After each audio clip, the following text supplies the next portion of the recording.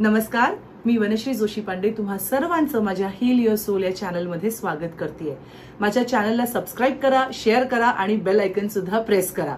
So आजचा आपला जो विषय आहे तो आहे सेल्फ मास्टरी आणि काही इन्स्पिरेशनल कोट्स।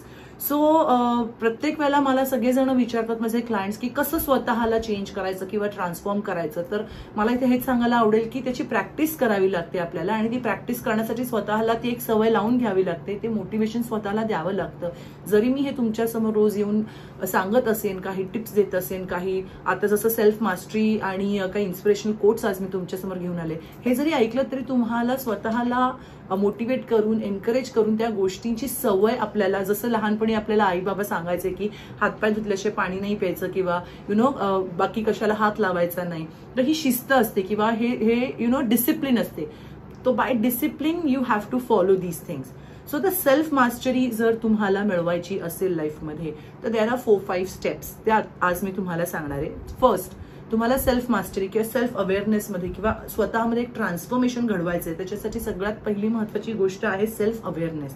आता सेल्फ अवेअरनेस म्हणजे काय की समथिंग नीड्स टू चेंज, की आपल्यामध्ये असा काहीतरी बदल घडायला पाहिजे ह्याची जाणीव होणं ही पहिली स्टेप असते कुठल्याही ट्रान्सफॉर्मेशनसाठी।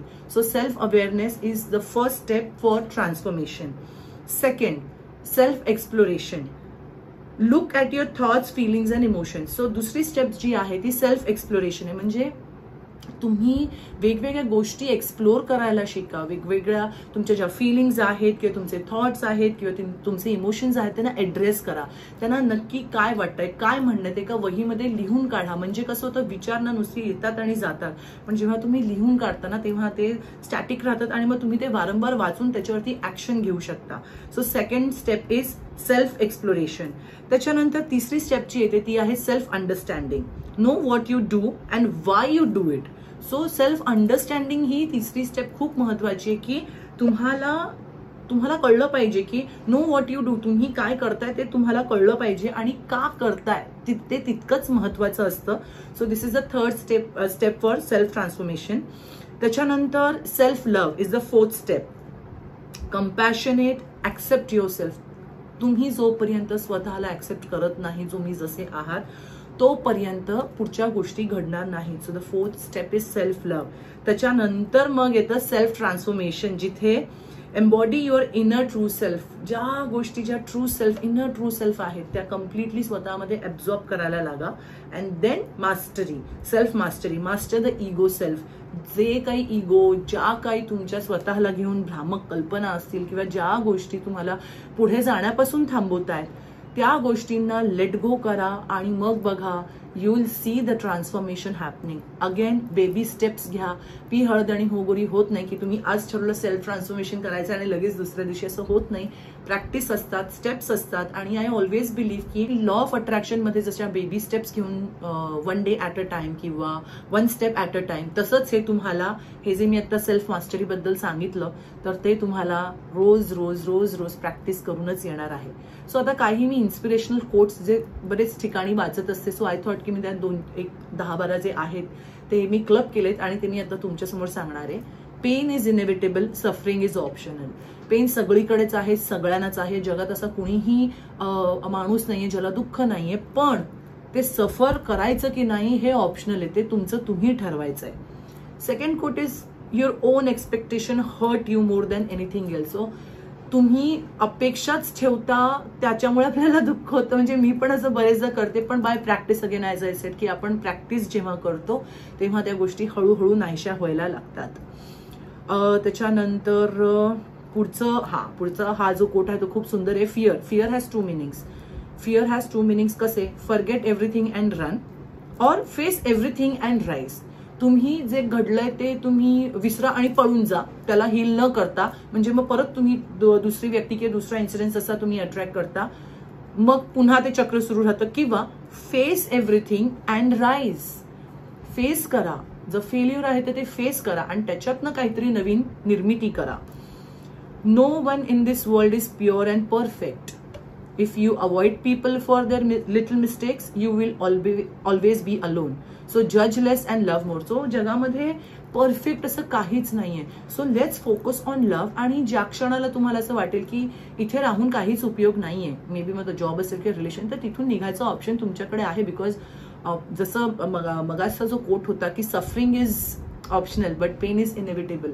सो चुकीच्या रिलेशनमध्ये किंवा चुकीच्या जॉबमध्ये जिथे रिस्पेक्ट नाहीये, पैसे नाहीये, तिथे तुम्ही राहताय, हा तुमचा चॉईस आहे. मग त्याच्यावर कटकट करून काहीच अर्थ नाहीये. सो प्रयत्न असा करा की जज कमी करूया आणि जास्तीत जास्त प्रेम करूया, पण त्याच्या उपर जर जमत नसेल तर you can leave. Weak people take revenge, strong people forgive and intelligent people ignore. This is extremely important. हे कायम लक्षात ठेवा. कधी रिवेंज घ्यायच्या मागे लागू नका, कारण रिवेंज घेऊन कोणाचंही भलं होत नाही. Strong people yes they forgive, but at the same time तो हर्ट, ते पेन असतंच. आणि इंटेलिजंट पीपल आहेत ते इग्नोर करतात. इग्नोर म्हणजे मला असं वाटतं की आपण इग्नोरही करायला हवं आणि फॉरगिव्हही करायला हवं. आणि त्या चॅप्टरला फुल स्टॉप जेव्हा करतो, कुठलंही मग जॉब रिलेटेड असेल, रिलेशनशिप विषयी असेल, तर मग काय येते ते फुल स्टॉप जोपर्यंत लावत नाही तोपर्यंत ते मग पुढे पुढे पुढे येत जातं. सो इग्नोर करा, फॉरगिव्ह करा, हील करा. That is so important. त्याच्यानंतर 4 ब्युटिफुल थॉट्स. हे बुद्धिझम मध्ये मी वाचलं होतं. Look back and get experience. मागे तेव्हाच बघा आणि त्यातनं अनुभव घ्या. Look forward and see hope. तुम्ही जेव्हा पुढे बघता तेव्हा त्याच्यात होप बघा. Look around and find reality. आजूबाजूला बघा म्हणजे रियालिटी काय ह्याची तुम्हाला जाणीव होईल. And look within where you'll find yourself. How beautiful it is. Look back and get experience. Look forward and see hope. Look around and find reality. And look within and find yourself. 6 plus 3 is 9, right? So 5 plus 4 is also 9. And 8 1 plus is also 9. The way you do things is not always the only way to do them. Respect other people's way of thinking as well. म्हणजे हे कुठल्याही रिलेशनशिपमध्ये खूप महत्वाचं आहे. कुठेही तुम्ही करता की हम करे सो कायदा किंवा मी म्हणेन ती पूर्व दिशा असं नसतं. कधी कधी 3 plus 6 पण 9 होऊ शकतं. म्हणजे माझा पॉइंट ऑफ व्ह्यू तेवढाच महत्वाचा आहे. समोरच्याचा 8 plus 1 तोही महत्वाचा आहे. So 5 plus 4 is also 9. So सगळ्यांचे पॉइंट ऑफ व्ह्यू तेवढेच महत्वाचे असतात. फक्त प्रत्येकाचा पर्स्पेक्टिव्ह वेगळा असतो. तो पर्स्पेक्टिव्ह आपण जर समजून घेतला तर आपल्याला होणारा त्रास जो आहे तो कमी होईल. त्याच्यानंतर आहे खूप सुंदर कोट आहे. Use things not people and love people not things. It is so beautiful. Don't be a parrot in life, be an eagle. A parrot talks way too much and can't fly high, but an eagle is silent and has the willpower to touch the sky.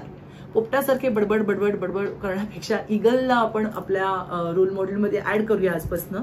So आपली will power इतकी आपण वाढवूया आजपासनं की आपण आकाशात उडू. म्हणजे काय म्हणतात त्याला, कुठलीही गोष्ट आपल्याला थांबवू शकत नाही. स्मॉल लिटल थिंग्स ज्या तुम्हाला लक्षात ठेवायच्या आहेत. The past can't be change. Opinions don't define your reality. Everyone's journey is different.